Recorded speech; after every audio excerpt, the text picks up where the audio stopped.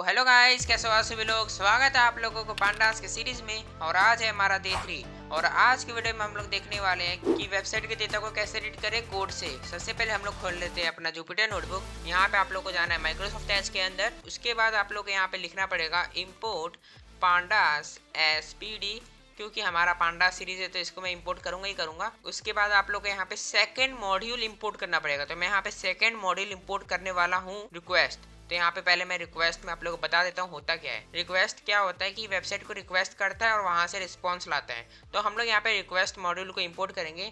तो यहाँ पे हम लोग क्या करेंगे, इंपोर्ट रिक्वेस्ट। जैसे हम लोग यहाँ पे इंपोर्ट रिक्वेस्ट लिखेंगे तो क्या होगा कि रिक्वेस्ट मॉड्यूल इंपोर्ट हो जाएगा। अब जैसे कि मैंने यहाँ पे इंपोर्ट रिक्वेस्ट कर चुका हूँ, उसके बाद आप लोग को यहाँ पे एक और मॉड्यूल इंपोर्ट करना ही पड़ेगा, क्योंकि अगर आप लोग रीड करना चाहते हो डेटा तो आप लोग को इंपोर्ट करना ही पड़ेगा। यहाँ पे हम लोग लिखेंगे from BS4 import beautiful soup.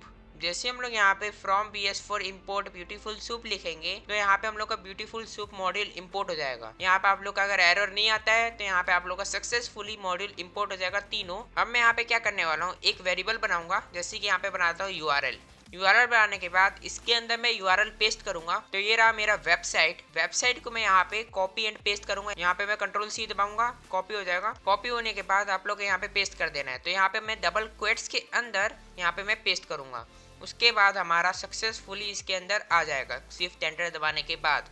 यहाँ पे आप लोग URL equals to https command.me आप लोग देख सकते हो, यहाँ पे मैंने डाल दिया है। अब मैं यहाँ पे क्या करूंगा, यहाँ पे मैं एक वेरिएबल बनाऊंगा रेस्पॉन्स नाम का। तो यहाँ पे मैं रेस्पॉन्स नाम का वेरिएबल बनाया। उसके बाद आप लोग यहाँ पे इक्वल्स टू लगाना है और यहाँ पे आप लोग को लिखना है रिक्वेस्ट डॉट गेट। उसके बाद आप लोग को यहाँ पे URL का नाम देना है। तो यहाँ पे मैं राउंड ब्रैकेट के अंदर यहाँ पे मैं URL लिख दूंगा। जिससे कि क्या होगा कि ये रिक्वेस्ट मॉड्यूल जो है यहाँ पे किसको रिक्वेस्ट भेजेगा, जो मैंने यहाँ पे URL डाल रखा है ना https://me, इसको रिक्वेस्ट भेजेगा। तो यहाँ पे मैं शिफ्ट एंटर दबाऊंगा।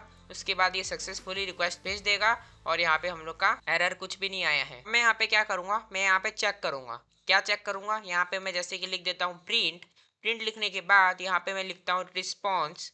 तो यहाँ पे मैं रिस्पॉन्स लिख रहा हूँ।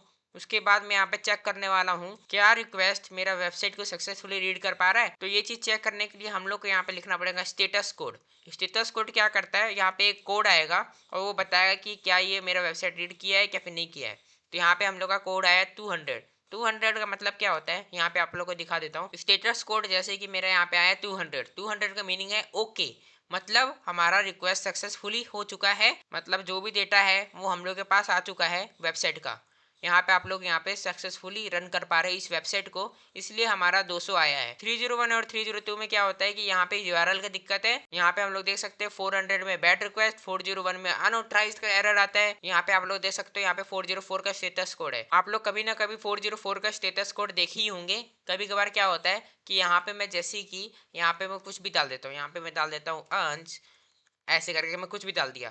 उसके बाद यहाँ पे मैं शिफ्ट एंटर दबाऊंगा, फिर शिफ्ट एंटर, फिर शिफ्ट एंटर। तो यहाँ पे मेरा 404 का स्टेटस कोड का एरर आया। यहाँ पे आप लोग देख सकते हो यहाँ पे 404 का स्टेटस कोड आ रहा है। यहाँ पे 404 का स्टेटस कोड इसलिए आया क्योंकि मैंने यहाँ पे गलत URL डाल के रखा है और यहाँ पे फाउंड नहीं कर पा रहा है उस URL को, इसलिए यहाँ पे मेरा 404 का स्टेटस कोड आया है। अगर आप लोगों को कभी भी 404 का स्टेटस कोड दिखे, आप लोग समझ जाओ जो आप लोग यहाँ पे URL डाल रहे हो वो एग्जिस्ट ही नहीं करता है।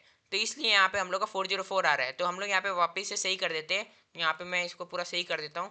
अब हम लोग के यहाँ पे कुछ भी एरर नहीं आएगा। आप लोग देख सकते हो यहाँ पे मेरा सक्सेसफुली रिक्वेस्ट जा रहा है और आ रहा है, इसलिए मेरा यहाँ पे 200 का स्टेटस कोड आ रहा है। उम्मीद है गाइस आप लोग यहाँ पे स्टेटस कोड समझ गए होंगे। अब मैं यहाँ पे क्या करने वाला हूँ, यहाँ पे मैं एक वेरिएबल बनाने वाला हूँ। उसका नाम मैं यहाँ पे रखूंगा सूप लिखने के बाद यहाँ पे मैं इक्वल्स टू लगाऊंगा। फिर यहाँ पे मैं लिखूंगा ब्यूटीफुल सूप। यहाँ पे मैं मॉड्यूल को कॉल कर रहा हूँ। उसके बाद यहाँ पे आप लोग को राउंड ब्रैकेट ओपन करना है और क्लोज करना है और उसके अंदर आप लोग को लिखना है फर्स्ट आर्गुमेंट और सेकंड आर्गुमेंट। तो मैं यहाँ पे फर्स्ट आर्गुमेंट में लिखूंगा रेस्पॉन्स टेक्स्ट में होना चाहिए, इसलिए मैं यहाँ पे रेस्पॉन्स डॉट टेक्स्ट लिखा हूँ। उसके बाद आप लोग को यहाँ पे सेकंड आर्गुमेंट देना है। तो सेकंड आर्गुमेंट देने के लिए आप लोग को यहाँ पे कॉमा डालना पड़ेगा और मैं सेकंड आर्गुमेंट में इसको बताऊंगा कि यहाँ पे HTML को अच्छे से समझो।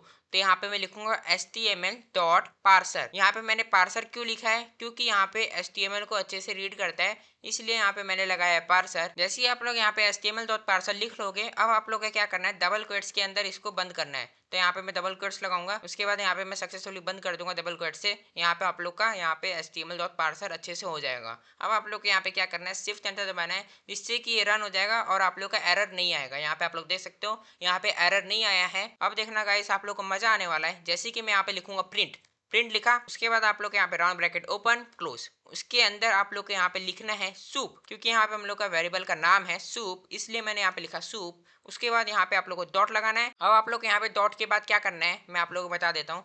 जैसे कि मैं ये वेबसाइट के अंदर यहाँ पे मैं इंस्पेक्ट करूंगा, यहाँ पे आप लोग को राइट क्लिक करके इंस्पेक्ट पे जाना है। इंस्पेक्ट पे जाने के बाद मैं यहाँ पे चाहता हूँ कि यहाँ पे div के अंदर जितना भी टेक्स्ट है वो सब प्रिंट हो जाए। जैसे कि मेरा यहाँ पे div है और div के अंदर जितना भी टेक्स्ट है वो सब प्रिंट हो जाए। तो यहाँ पे मैं क्या करूँगा, यहाँ पे मैं वापस से जुपिटर नोटबुक खोल लेता हूँ। उसके बाद यहाँ पे मैं लिखूंगा div लिखने के बाद यहाँ पे आप लोगों को बताना पड़ेगा क्या चीज़ प्रिंट करना चाहते हो। मैं यहाँ पे प्रिंट करना चाहता हूँ टेक्स्ट, इसलिए मैंने यहाँ पे लिखा है टेक्स्ट। अब मैं जैसे ही यहाँ पे मैं शिफ्ट एंटर दबाऊंगा तो यहाँ पे आप लोग देख सकते हो होम पोर्टफोलियो कॉन्टैक्ट अस। अगर आप लोग यहाँ पे टाइटल प्रिंट करना चाहते हो तो मैं यहाँ पे क्या करूंगा, यहाँ पे मैं सिंपली लिख दूंगा टाइटल, जिससे कि क्या होगा कि यहाँ पे टाइटल प्रिंट हो जाएगा। यहाँ पे मैं अगर पैराग्राफ प्रिंट करना चाहता हूँ तो यहाँ पे मैं लिखूंगा पी, जिससे कि क्या होगा कि यहाँ पे पैराग्राफ प्रिंट होगा। लेकिन अगर आप लोग चाहते हो कि पूरा चीज प्रिंट हो तो यहाँ पे मैं क्या करूंगा, डायरेक्ट यहाँ पे सूप डॉट टेक्स्ट लिखूंगा। उसके बाद यहाँ पे मैं शिफ्ट एंटर दबाऊंगा। यहाँ पे आप लोग देख सकते हो यहाँ पे हर चीज प्रिंट हुआ है।